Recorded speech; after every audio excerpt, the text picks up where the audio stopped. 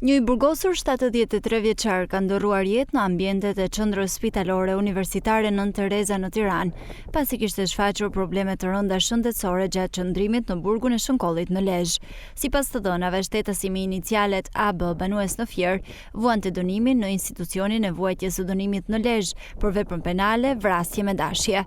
Mësohet se ai ka pasur një përkeqësim të gjendjes shëndetësore dhe fillimisht është transportuar drejt Spitalit Rajonal të Lezhës për ndihmë mjekësore. Për shkak të gjendjes së rëndë, 73 vjeçari është dërguar më pas për trajtim më të specializuar në QSUT në Tiranë, ku pavarësisht ndërhyrjes së mjekëve nuk ka mundur të mbijetojë.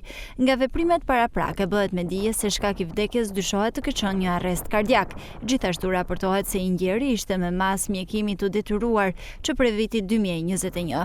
Ndërkohë, autoritetet e burgjeve kanë njoftuar se po ndjekin procedurat përkatëse lidhur me rastin, ndërsa pritet edhe dokumentacioni mjekoligjor për të përcaktuar zyrtarisht shkakun e vdekjes.